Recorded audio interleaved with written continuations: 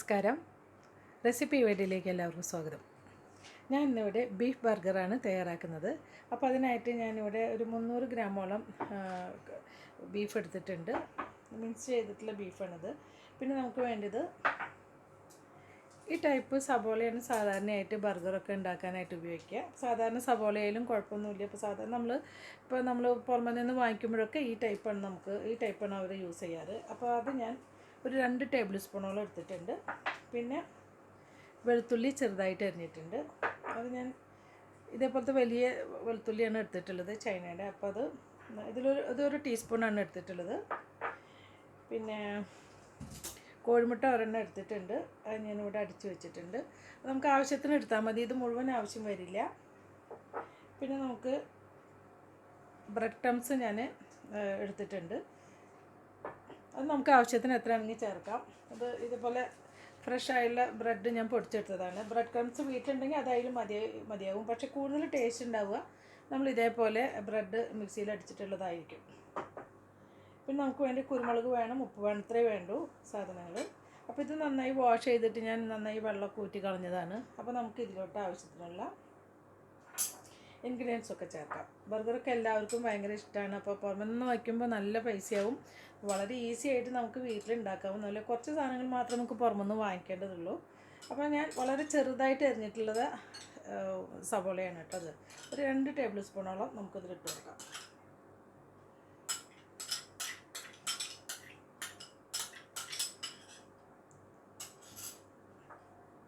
പിന്നെ വെളുത്തുള്ളിയാണിത്. ഇത് ഒരു ടേബിൾ സ്പൂണ്, നിറച്ചുണ്ടാവില്ല. ഒരുപാട് കൂടുതൽ എടുക്കണ്ട. നമ്മുടെ ഇന്ത്യൻ ആണെങ്കിൽ ഇത്ര തന്നെ ആവശ്യമില്ല. അത് ഭയങ്കരമായിട്ട് അതിൽ കുത്തെടുക്കും നമുക്ക്. ഇനി നമുക്കിതിലോട്ട് കുരുമുളക് പൊടിയാണ് ആവശ്യമുള്ളത്. കുരുമുളക് പൊടി നമുക്കൊരു ചെറിയ സ്പൂണാണിത്, ഒരു 1/2 ടീസ്പൂൺ എടുക്കാം. ഒരുപാട് കൂടുതൽ ഇട്ട് കൊടുക്കണ്ട എന്തായാലും. നമുക്ക് ഇതിലേക്ക് ആവശ്യമായുള്ള ഉപ്പ് ഞാൻ എടുത്തിട്ടുണ്ട്. ഒരുപാട് കൂടുതൽ ഇട്ട് കൊടുക്കുകയാണെങ്കിൽ ബുദ്ധിമുട്ടാണ്. അപ്പോൾ ഇത് നമുക്ക് നന്നായി ചേർത്തതിന് ശേഷം ആവശ്യത്തിനുണ്ടെങ്കിൽ ഇട്ട് കൊടുക്കാം. നമുക്ക് ബ്രെഡ് ക്രംസ് ഇട്ട് കൊടുക്കാം. അത് ഞാൻ 2 ടേബിൾ സ്പൂൺ നിറച്ചിട്ട് കൊടുത്തിട്ടുണ്ട്. നമുക്ക് ചേർത്തതിന് ശേഷം ആവശ്യത്തിന് നമുക്ക് ഒരു റൗണ്ട് ഷേപ്പിലാക്കിയിട്ട് എടുക്കണമല്ലോ. അപ്പോൾ അതിന് കൂടുതൽ വേണമെന്നുണ്ടെങ്കിൽ നമുക്ക് ഇട്ട് കൊടുക്കാം.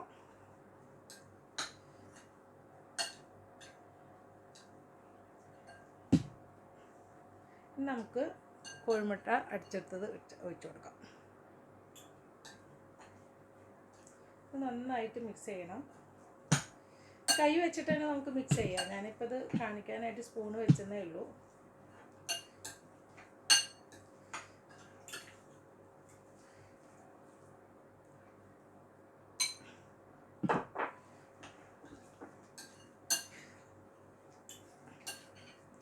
ഇത്രയാണ് നമുക്ക് ആദ്യം തന്നെ ഇത് മിക്സ് ചെയ്യാനായിട്ടുള്ള ആവശ്യമുള്ള സാധനങ്ങൾ. നമുക്കൊരു അരമണിക്കൂർ തൊട്ട് 1 മണിക്കൂറോ 2 മണിക്കൂറൊക്കെ ഇത് ഒന്ന് മിക്സ് ചെയ്ത് വെച്ചതിന് ശേഷം നമുക്ക് ബർഗർ ഉണ്ടാക്കാം. അപ്പോൾ നമുക്ക് ഈ സമയത്ത് ഉപ്പൊക്കെ ഒന്ന് നോക്കാം. ഉപ്പ് കുറവാണെങ്കിൽ കുറച്ചും കൂടി ഇട്ട് കൊടുക്കാം കേട്ടോ.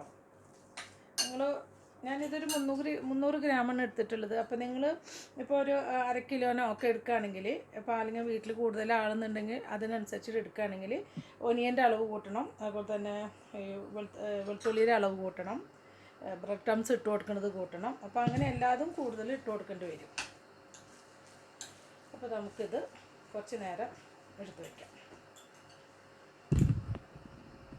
ഇതിലോട്ട് കുറച്ച് ഒലിവ് ഓയിലും കൂടി ഒഴിച്ചു കൊടുക്കണം കേട്ടോ.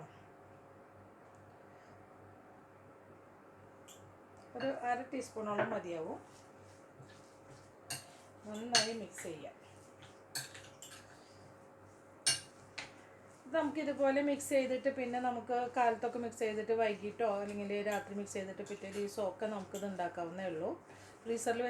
ഫ്രിഡ്ജിൽ വെച്ചാൽ മതിയാവും. അപ്പോൾ നമുക്കിത് 1 മണിക്കൂറൊക്കെ ഒന്ന് റെസ്റ്റ് ചെയ്തതിന് ശേഷം നമുക്ക് ഉണ്ടാക്കാം. നമുക്കിനി ബർഗർ ഉണ്ടാക്കാനായിട്ട് തുടങ്ങാം. 2 മണിക്കൂർ ഞാൻ ഫ്രിഡ്ജിൽ വെച്ചിട്ടുണ്ടായിരുന്നു. അതിനുശേഷം റൂം ടെമ്പറേച്ചറിലായിട്ട് ഉണ്ട് പുറത്ത് വെച്ചിട്ട്. നമുക്കിതിലോട്ട് ഇതുപോലത്തെ ഒരു പ്ലാസ്റ്റിക്കിൻ്റെ ഒരു ഇത് കവർ എന്തെങ്കിലും ഇതുപോലെ പൊളിച്ചിട്ട് നമുക്ക് ഇതിൽ വെച്ചിട്ട് ഉണ്ടാക്കാം. അല്ലെങ്കിൽ ഏതെങ്കിലും പ്ലാസ്റ്റിക്കിൻ്റെ നിങ്ങളുടെ കയ്യിലുണ്ടെങ്കിൽ ഉണ്ടാക്കാം. അതല്ലെങ്കിൽ കൈവളയിൽ വെച്ചിട്ട് വേണമെങ്കിലും ഉണ്ടാക്കാം. നമുക്ക് കുറച്ച് ഒലിവ് ഓയിലാണ് ഞാനിവിടെ എടുത്തിട്ടുള്ളത്. 2 സൈഡിലും ഇതേപോലെ പരത്തി കൊടുക്കാം. അതിനുശേഷം നമുക്ക് എത്ര വലുപ്പത്തിലാണോ ഉണ്ടാക്കേണ്ടത് അതിനനുസരിച്ചിട്ടുള്ള ഉരുളകളുടെ വലിപ്പം കൂട്ടണം. ഞാനിവിടെ 4 ബോൾസാണ് ഉണ്ടാക്കിയിട്ടുള്ളത്. അപ്പോൾ നമുക്കിത് ഇതിലോട്ട് വെച്ച് കൊടുക്കാം.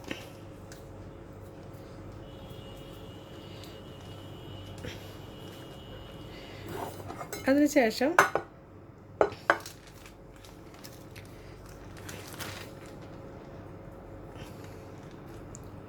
ഇതുപോലെ ക്ലോസ് ചെയ്തിട്ട് ഇതേപോലത്തെ ഒരു മൂടി എന്തെങ്കിലും വെച്ചിട്ട് ഇത് പതുക്കെ ഒന്ന് പ്രസ് ചെയ്ത് കൊടുക്കുക. അപ്പോൾ പ്രസ് ചെയ്ത് കൊടുക്കുമ്പോൾ നമുക്ക് ഈക്വലായിട്ട് ഒരേപോലെ എല്ലായിടത്തും ഒരേ വലുപ്പത്തിൽ ഇത് പറന്നിരിക്കും.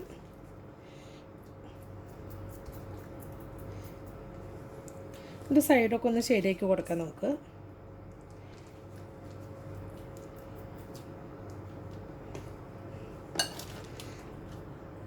ഒരുപാട് കട്ടി കൂടുതൽ വേണ്ട. ഒരുപാട് കട്ടി കൂടുതലാണെങ്കിൽ ഇതിൽ വേവാനായിട്ട് ഒത്തിരി സമയമെടുക്കും.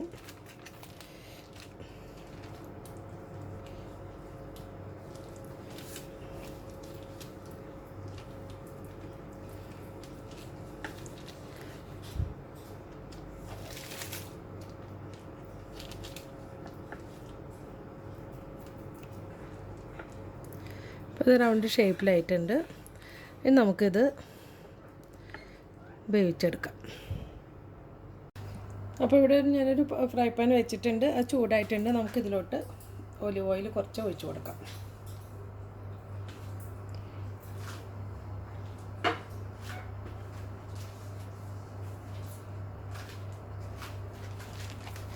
അതിന് ശേഷം നമുക്ക് ഇതിലേക്ക് ഇട്ട് കൊടുക്കാം.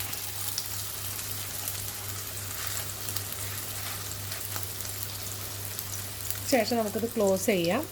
അടുത്തത് നമുക്ക് വേഗം ഉണ്ടാക്കിയെടുക്കാം.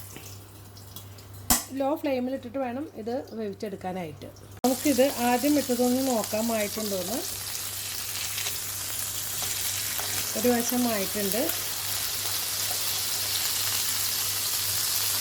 രണ്ടാമത് ഇട്ടതും ആയിട്ടുണ്ട്. ലോ ഫ്ലെയിമിലിട്ടിട്ട് വേണം ഇത് വേവിക്കാനായിട്ട്, അല്ലെങ്കിൽ പെട്ടെന്ന് കരിഞ്ഞു പോവും, ഉള്ളിൽ വേവുകയും ചെയ്യില്ല. അപ്പോൾ നമുക്കിത് ഇതൊന്നും കൂടി അടച്ചു വയ്ക്കാം. ബർഗർ ആവുന്ന സമയം കൊണ്ട് നമുക്കൊരു വേറൊരു ഫ്രൈ പാനിൽ കുറച്ച് ബട്ടർ നമുക്ക് ഇതേപോലെ ഒന്ന് തേച്ചതിന് ശേഷം നമുക്ക് ഈ ബർഗറിൻ്റെ ബണ്ണ് ഒന്ന് കട്ട് ചെയ്ത് കിട്ടുന്നതാണെങ്കിൽ അതേപോലെ ചെയ്യാം. അതല്ലെങ്കിൽ ഇതേപോലെ നടു കട്ട് ചെയ്തതിന് ശേഷം ഒന്ന് ഇതേപോലെ ഒന്ന് മൊരിയാനായിട്ട് വയ്ക്കാം.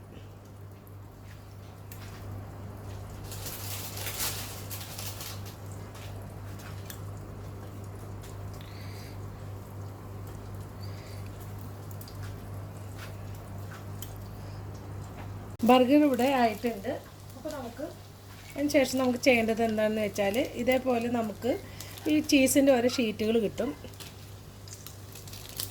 അത് ഇതേപോലെ പൊളിച്ചിട്ട് ബർഗറിന് മേലെ വയ്ക്കാം.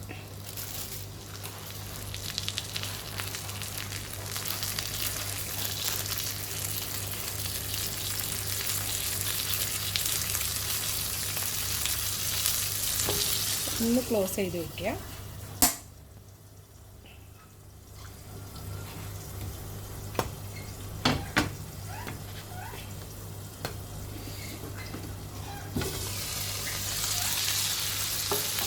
നമുക്കിനി ഓഫ് ചെയ്യാം.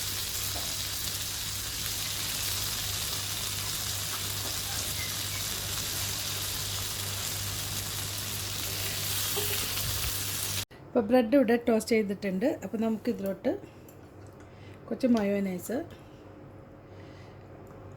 ഇവിടെ അമേരിക്കയുടെ മയോനൈസാണ് ഞാൻ ഉപയോഗിക്കുന്നത്, നമുക്കിതിലോട്ട് സ്പ്രെഡ് ചെയ്ത് കൊടുക്കാം.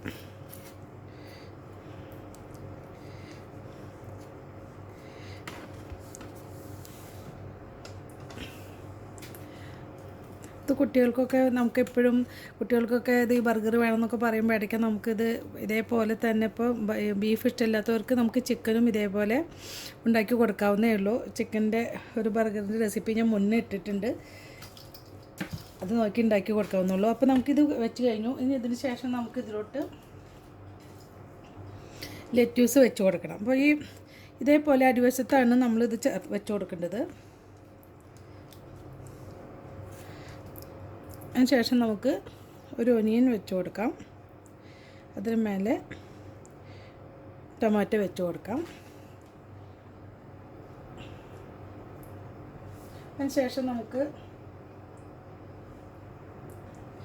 ഇതിലോട്ട് ബർഗർ വെച്ച് കൊടുക്കാം. അതിന് മേലെ വീണ്ടും നമുക്ക് ഓനിയൻ വെച്ച് കൊടുക്കാം. ഇതേപോലെ ടൊമാറ്റോ വെച്ച് കൊടുക്കാം. അതിന് ശേഷം നമുക്ക് ബർഗർ വെച്ച് കൊടുക്കാം.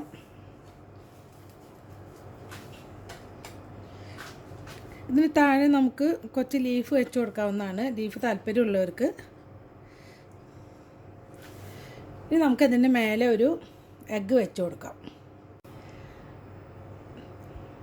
ഒരു ബുൾസൈയാണ് ഞാനിവിടെ ഉണ്ടാക്കിയിട്ടുള്ളത്.